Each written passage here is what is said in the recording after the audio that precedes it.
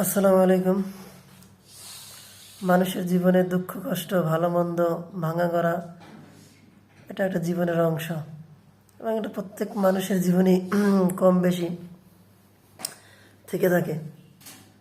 আর আমরা এই দুঃখ কষ্টকে অতিক্রম করে আমরা সামনের দিকে এগিয়ে যাই, আশা নিয়ে আগাই সামনের দিকে, আশা বুক বাঁধি বেঁচে থাকার জন্য। সকলের ক্ষেত্রেই এমনটি হয়, কম অথবা বেশি। ঠিক তেমনি আল্লাহ রাসূল সাল্লাল্লাহু আলাইহি সাল্লামের জীবনেও এমন বহু ঘটনা ঘটেছে। এমন বলতে আল্লাহ রাসূল তো অনেক উঁচু মাপের ছিলেন, তার জন্য আল্লাহর পক্ষ থেকে যে পরীক্ষাগুলো এসেছিল সেগুলো অনেক উঁচু মানের, এবং সেই পরীক্ষাগুলো আল্লাহ রাসূল পার করেছিলেন, যার যা আল্লাহ তাআলার সাহায্য প্রাপ্ত হয়েই তিনি মূলত কষ্টের মধ্যে সময় অতিক্রম করতে পেরেছিলেন।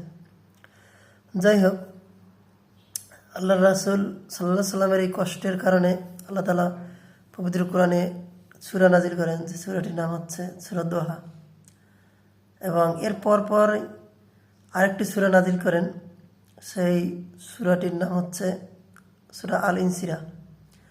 আমরা মূলত আজকে সূরা আল ইনসিরার বঙ্গানুবাদ আলোচনা করব এবং সহজ তরজমা সংক্ষিপ্ত অল্প কথায়। সূরা আল ইনসিরাহ পবিত্র কোরআনের 94তম সূরা এবং এটি মক্কায় অবতীর্ণ হয়েছিল। এর আয়াত সংখ্যা হচ্ছে 8টি। এই সূরা, যে কথা আগেই পূর্বে বলেছিলাম, যে সূরা দোহার পর সূরা আল ইনসিরাহ আল্লাহ তাআলা নাজিল করেছিলেন, এবং এই সূরাটি মূলত রাসূলুল্লাহ সাল্লাল্লাহু আলাইহি সাল্লামকে সান্ত্বনা দেওয়ার জন্যই নাজিল করেছিলেন। আল্লাহ রাসূল যখন পবিত্র নগরী মক্কায় ইসলাম প্রচার করছিলেন, কাফিরদের নানা রকম অত্যাচার জুলুম নির্যাতনের শিকার হচ্ছিলেন। প্রতিনিয়ত তাকে নানান কথা কাফিরে বলতো, কখনো পাগল বলে গালি দিত, কখনো, যেটা আল্লাহ রাসূলের শানে কখনোই সম্ভব না, অর্থাৎ তারা এই ধরনের কথা বলতো, কখনো অন্য কথা বলতো বলে আল্লাহ রাসূলকে জাদুকর বলতো, আল্লাহ রাসূলকে কষ্ট দিত। ঠিক সেই কষ্টের মুহূর্তে আল্লাহ তাআলা এই সূরা আল ইনসিরাহ নাজিল করলেন। এই মূলত প্রত্যেকটি লাইন আল্লাহ রাসূলের জন্য সান্ত্বনা স্বরূপ ছিল।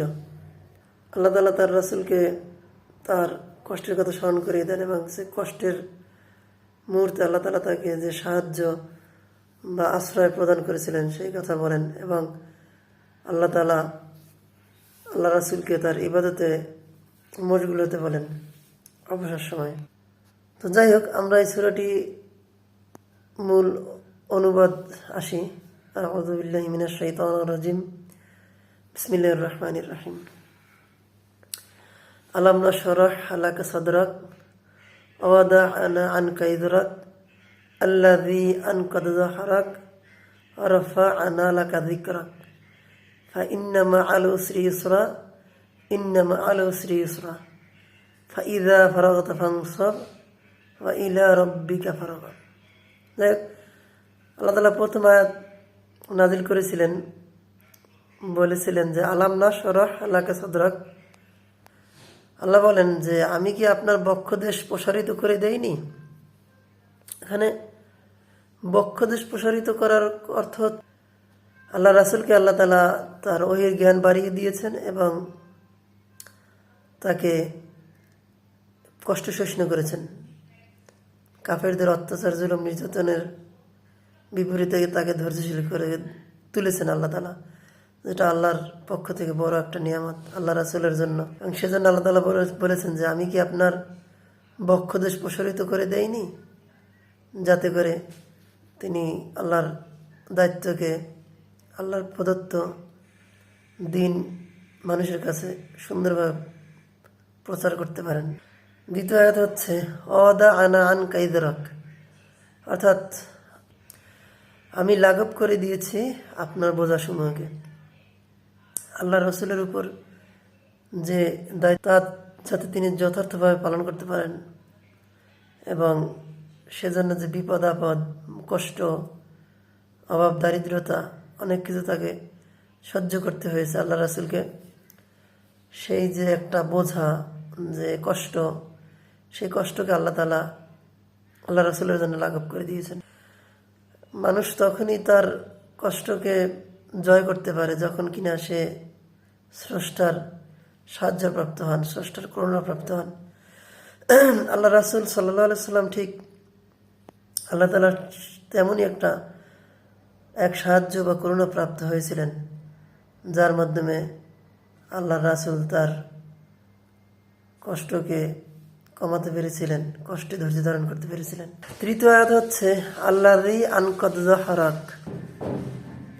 আল্লাহ বলেন, যা ছিল আপনার জন্য কষ্টদায়ক, অর্থাৎ যে দিন আল্লাহ রাসূল সাল্লাল্লাহু আলাইহি সাল্লাম সমাজে প্রচার করেছিলেন তা তার জন্য কষ্টদায়ক ছিল এই দিক থেকে যে কাফির, মুশরিক, আবু জাহেল, উতবা, সাইবা আল্লাহ রাসূলকে প্রতিনিয়ত নানান কটু কথা বলতো এবং তার প্রতি অত্যাচার, জুলুম, নির্যাতন করত। আর সেক্ষেত্রে আল্লাহ তাআলা বললেন যে যা ছিল আপনার জন্য কষ্টদায়ক, যে কষ্টকে আল্লাহ তাআলা আল্লাহ রসুলের জন্য সহজ করে দিয়েছেন, যাতে করে তিনি দিন প্রচার করতে পারেন। চতুর্থ আয়াত হচ্ছে ওয়ারাফা'না লাকা যিকরাক, অর্থাৎ আল্লাহ তাআলা বলেন যে আপনার সম্মান, আমি আপনার স্মরণকে সর্বোচ্চ পর্যায়ে পৌঁছে দিয়েছি। স্মরণ, আল্লাহ রাসূলের স্মরণ বলতে বোঝানো হয়েছে যে তার সম্মান বা তার মর্যাদা, তার মানুষের প্রতি, মানুষ তাকে যে ভালোবাসে বা মানুষের অন্তরে যে তার জন্য ভালোবাসা তৈরি করে দেওয়া, এটা বর্তমান বিশ্বে, বর্তমান পৃথিবী বা তৎকালীন পৃথিবী বা তৎকালীন মুসলিম সমাজে ঠিক এমনটাই দেখা গিয়েছে যে সাহাবীরা আল্লাহ রাসূলকে তার জীবনের থেকেও বেশি ভালোবাসতেন। এবং বর্তমান পৃথিবীতেও ঠিক এমনটি, বর্তমান পৃথিবীতেও মুসলিম সমাজ, আমরা যারা মুসলিম আছি, মুসলমান আছি, তারা সবাই আমরা আল্লাহ রাসূলকে ভালোবাসি। এই ভালোবাসাটা অকৃত্রিম, এই ভালোবাসায় কোনো স্বার্থ, কোনো সংকীর্ণতা নেই। এজন্য আল্লাহ তাআলা বলেছেন যে আপনার স্মরণকে আমি সর্বোচ্চ পর্যায়ে পৌঁছে দিয়েছি। মানুষ বিভিন্ন স্থানে, বিভিন্ন দেশে, বিভিন্ন জায়গায় আল্লাহ রাসূলকে স্মরণ করে, সম্মান করেন মুসলমানরা। এমনকি অন্যান্য ধর্মের মানুষও রাসূলুল্লাহ সাল্লাল্লাহু আলাইহি সাল্লামকে সম্মান করেন এবং তার সকলের কাছে একটা মর্যাদা রয়েছে, যা আল্লাহ তাআলা পবিত্র কোরআনে বলেছেন যে আপনার স্মরণকে আমি সর্বোচ্চ পর্যায়ে পৌঁছে দিয়েছি। আরেকটা বিষয় হচ্ছে আল্লাহ রাসূলের সম্মান আল্লাহর কাছে সমস্ত সৃষ্টির উপরে, আল্লাহ যত সৃষ্টি করেছেন সবার উপরে আল্লাহ রাসূলের সম্মান, যে সম্মানটা আল্লাহ তাআলা স্বয়ং নিজে দিয়েছেন। এরপর আল্লাহ তাআলা বলেন যে ফাইন্না মাআল উসরি ইউসরা, অর্থাৎ অবশ্যই কষ্টের সাথে স্বস্তি আছে। আল্লাহ রাসূল প্রতিনিয়ত যে কষ্ট পাচ্ছিলেন বা যে কষ্টে আল্লাহ রাসূলের মন ভারাক্রান্ত, সেজন্য আল্লাহ তাআলা আল্লাহ রাসূলকে সান্ত্বনা স্বরূপ বললেন যে ফাইন্না মাআল উসরি ইউসরা, অবশ্যই কষ্টের সাথে স্বস্তি আছে। যে স্বস্তিটা আল্লাহ তাআলা, আল্লাহর প্রদত্ত নিয়ামত, যেটা রাসূলুল্লাহ সাল্লাল্লাহু আলাইহি সাল্লাম পেয়েছিলেন, এবং আল্লাহর এই নিয়ামত পাওয়ার প্রেক্ষিতে আল্লাহ রাসূল ধৈর্য ধারণ করতে পেরেছিলেন। পরবর্তী আয়াত হচ্ছে ইন্না মাআল উসরি ইউসরা, অর্থাৎ নিশ্চয়ই কষ্টের সাথে স্বস্তি। আল্লাহ তাআলা এই কথাটিকে গুরুত্ব দিয়ে বলেছেন যে নিশ্চয়ই, অবশ্যই কষ্টের সাথে স্বস্তি, এবং বলেছেন যে নিশ্চয়ই কষ্টের সাথে স্বস্তি। মানুষ তার জীবন অতিবাহিত করার ক্ষেত্রে প্রত্যেকটা মানুষই কম বেশি সুখ, দুঃখ, কষ্ট, আনন্দ, বেদনার মধ্যে দিয়ে চলতে থাকে। মূল বিষয় হচ্ছে ধৈর্য। মানুষ যখন স্রষ্টার নিয়ামত প্রাপ্ত হয়, ধৈর্যের মতো মহাশক্তি তার মধ্যে আসে, তখন সে তার সকল কষ্টকেই লাঘব করতে পারে, কষ্টকে অতিক্রম করতে পারে, এবং অতিক্রম করার মধ্যে দিয়ে তার অন্তরের মধ্যে আলাদা একটা প্রশান্তি লাভ করে, যা আল্লাহ তাআলা তার বান্দার অন্তরে দেন। আল্লাহর রসুল তিনি সর্বশ্রেষ্ঠ মহামানব ছিলেন, তার প্রতি আল্লাহর অনুগ্রহ, দয়া এবং ভালোবাসা ছিল অপরিসীম। যে অপরিসীম ভালোবাসার দরুন আল্লাহ রাসূল সাল্লাল্লাহু সাল্লাম সেই কষ্টকে লাঘব করতে পেরেছিলেন এবং সেই কষ্টের সাথে একটা সান্ত্বনা পেয়েছিলেন, যে কারণে যে জন্য আল্লাহ তাআলা বলেন যে অবশ্যই কষ্টের সাথে স্বস্তি। সপ্তম আয়াত হচ্ছে, সপ্তম আয়াত আল্লাহ বলেন যে ফাইদা ফারাগাতা ফানসাব, অর্থাৎ আল্লাহ রাসূলকে আল্লাহ তাআলা বললেন যে যখন অবসর পাবেন তখন ইবাদতে নিয়োগ হয়ে যাবেন। আল্লাহ রাসূল মধ্যে দিয়ে আমাদের প্রতি আল্লাহ তাআলা একটা শিক্ষা, একটা মেসেজ দিয়েছেন যে আমরা যাতে অবসর সময়কে অপচয় না করি এবং অবসর সময় আল্লাহর যাতে ইবাদত করতে পারি করি। যেই কথাটি আল্লাহ রাসূলকে আল্লাহ তাআলা বলেন যে অবসর সময়ে আল্লাহর ইবাদতে নিয়োগ থাকুন, নিজেকে নিয়োজিত করুন। অষ্টম আয়াতে আল্লাহ তাআলা বলেন ওয়াইদা রব্বিক, বলেন যে ওয়াইলা রব্বিকা ফারগাব, অর্থাৎ এবং আপনার পালনকর্তার প্রতি আপনি মনোনিবেশ করেন। আমরা বিভিন্ন সময় বিভিন্ন কাজে কর্মে ব্যস্ত থাকি, ইবাদত করলেও বিভিন্ন দিকে আমাদের মনোনিবেশ ঝুঁকে পড়ে। আমরা যাতে অবসর সময় বা ইবাদতের ফাঁকে বা আমাদের জীবনে দৈনন্দিন বিভিন্ন কাজ আল্লাহকে যাতে আমরা না বলি, আল্লাহকে যাতে আমরা স্মরণ করি, সেজন্য আল্লাহ তাআলা আল্লাহ রাসূলকে বললেন যে আপনার পালনকর্তার প্রতি আপনি মনোনিবেশ করুন।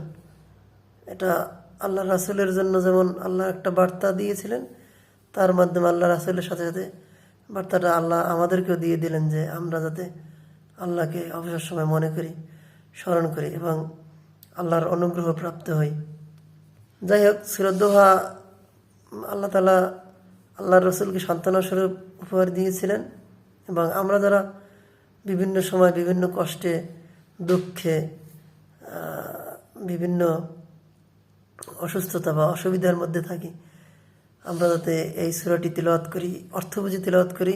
যদি আমরা অর্থবুঝি তিলাওয়াত করতে পারি তবে আমরা আমাদের অন্তরে একটা প্রশান্তি লাভ করতে পারবো, যা আল্লাহ তাআলা নাজিল করেছেন পবিত্র কোরআনে। এবং আমরা এই সূরাটি আমাদের দুঃখ কষ্টে ভারাক্রান্ত হৃদয়ে তিলাওয়াত করব। আল্লাহ তাআলা রহমত, বরকত, মাগফিরাত যাতে আমরা পেতে পারি।